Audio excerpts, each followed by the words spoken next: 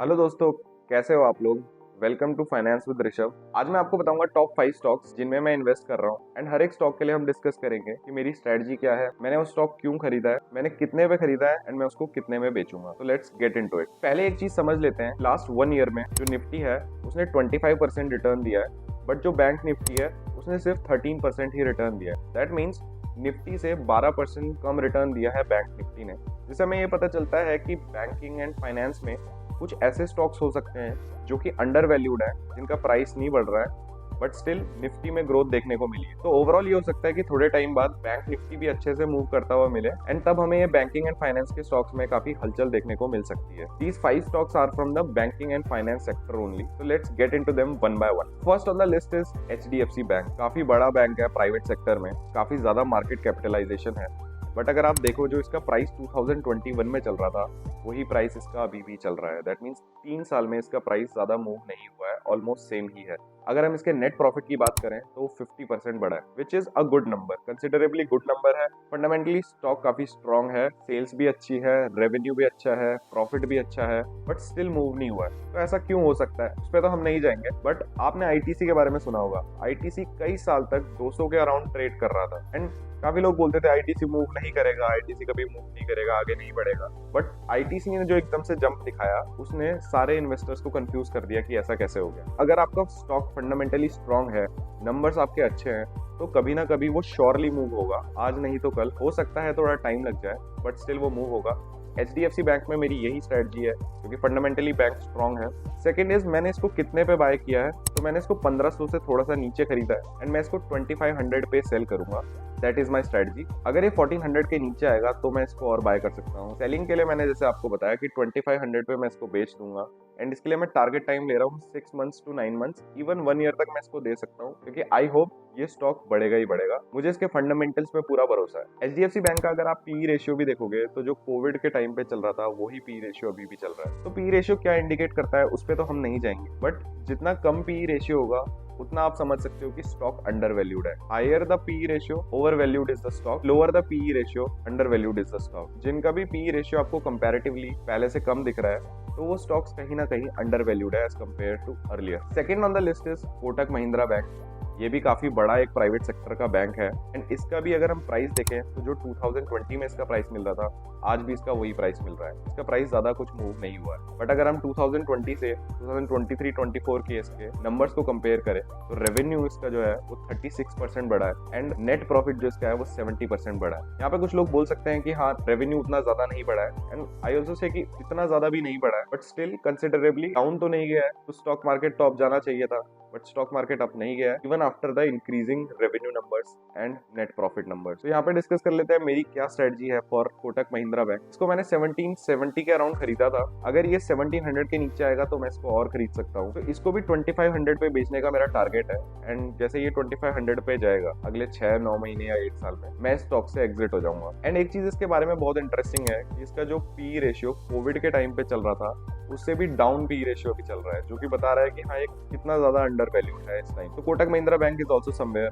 जहाँ पे मैं इन्वेस्ट कर रहा हूँ। Third on the list is city union bank. City union bank के बारे में आपने ज्यादा नहीं सुना होगा। ये एक स्मॉल कैप बैंक है, इतना ज्यादा कोई बड़ा बैंक नहीं है, बट इसका प्राइस जो 2017 में था, आज से 7 साल पहले जो इसका प्राइस था, आज भी इसका प्राइस वही है। तो अगर हम 2017 से कंपेयर करें उसका जो रेवेन्यू है वो ऑलमोस्ट 50% बढ़ा है एंड जो नेट प्रॉफिट है वो 95% बढ़ा है। 50% इतना ज्यादा नंबर नहीं है, 7 साल भी ले लिए, बट स्टिल स्टॉक का प्राइस थोड़ा तो अप जाना चाहिए था, बल्कि यहाँ पे तो थोड़ा डाउन आता हुआ ही दिखा है। ऐसा क्यों हो सकता है उस पे तो हम नहीं जाएंगे, लेकिन मेरी यहाँ पे क्या स्ट्रेटजी है वो मैं आप लोगों से शेयर करता हूँ। तो मैंने सिटी यूनियन बैंक को 149-150 के अराउंड बाय किया था। अगर ये 125-130 के नीचे जाएगा तो मैं इसको फिर से बाय करूंगा एंड मैं इसको 220 पे बेचूंगा। 220 का मेरा टारगेट है, जैसे ये 220 जाएगा मैं इससे एग्जिट ले लूंगा। नाउ फंडामेंटली उतना स्ट्रॉन्ग स्टॉक नहीं है, बट स्टिल अगर हम इसके नंबर्स देखें तो नंबर्स आर गुड।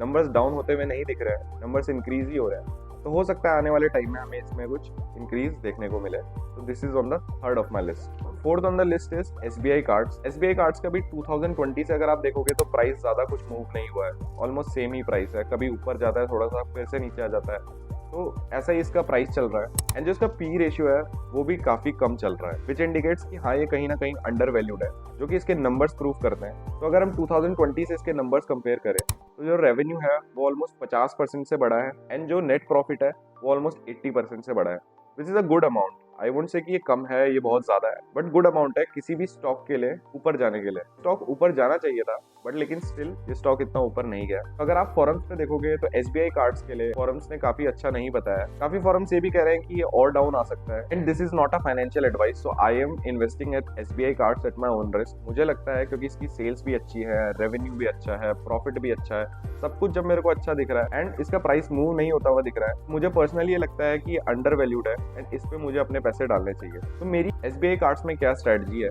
तो मैंने इसको 792 पे खरीदा है। 700 के नीचे जाएगा तो मैं इसको और बाय करूंगा एंड जो मेरा टारगेट है मैं इसको 1150 पे बेचूंगा।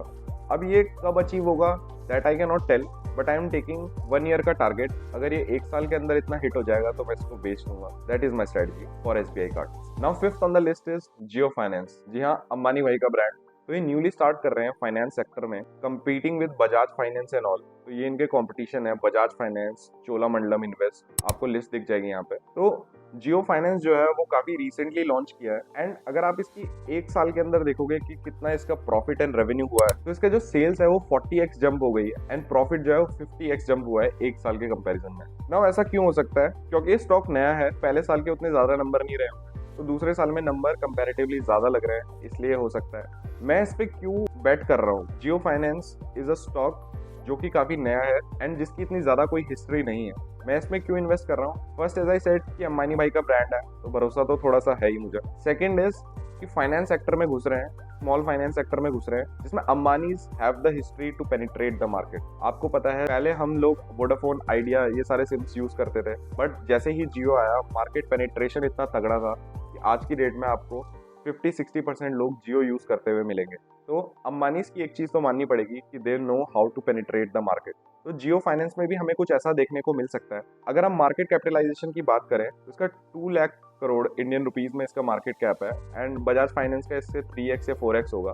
And I won't be surprise कि आने वाले 4-5 सालों में आपको जियो फाइनेंस 10 लाख करोड़ के मार्केट कैप पे दिखे, क्योंकि Ambani know how to get into the market. Now मैंने इसको 221 रुपए पे खरीदा था एक स्टॉक को एंड अभी ये 370 पे चल रहा है। एंड माई स्ट्रेटजी इज कि अगर ये डाउन आएगा, मुझे लगता नहीं है कभी डाउन आएगा, तो I won't invest any more into it and I won't suggest you guys, क्योंकि मेरे को थोड़ा सा प्राइस अभी इसका अप लग रहा है, but I am taking a bullish prediction for my self कि ये मुझे 1500 पे जाता हुआ दिख रहा है एंड जैसे ही ये आने वाले 3-4 साल के लिए मेरा टारगेट है, अगर ये 1500 पे जाएगा I would sell all of it. तो this is my strategy for Jio finance. Now मैं अभी क्यों बोल रहा हूँ कि ओवर वैल्यूड है, तो there is another metric which is called price to book value. तो आप लोग बस ये समझो, जितना ज्यादा प्राइस टू बुक वैल्यू होगा स्टॉक उतना ओवर वैल्यूड है। अगर हम इसके प्राइस टू बुक वैल्यू की बात करें तो दैट इज अराउंड 9, बट अगर हम बजाज फाइनेंस की बात करें दैट इज अराउंड 6.5। तो बजाज फाइनेंस से ही ये कम्पीट कर रहा है, बट कंपैरेटिवली इसका प्राइस टू बुक वैल्यू थोड़ा ज्यादा है, जिसकी वजह से मैं आपको अभी कह रहा हूँ कि अभी इसका प्राइस थोड़ा सा मुझे ज्यादा लग रहा है। बट ये हो सकता है आने वाले 4-5 साल में अगर ये मार्केट में पेनिट्रेट कर जाए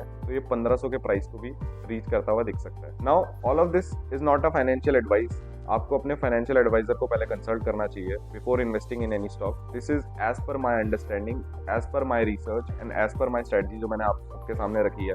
इनके अलावा भी काफ़ी सारे स्टॉक्स हैं जिनमें मैंने इन्वेस्ट किया है एंड जिनमें मैं इन्वेस्ट करूंगा, वो भी मैं आप लोगों के सामने लाता रहूंगा। अगर आपको स्टॉक्स, म्यूचुअल फंड्स, क्रिप्टोज से रिलेटेड कोई कंटेंट चाहिए जिससे आप खुद भी फाइनेंशियली ग्रो कर सकते हो एंड जो आपकी वेल्थ है उसको क्रिएट कर सकते हो, तो subscribe to this channel. It is completely free. Thank you so much.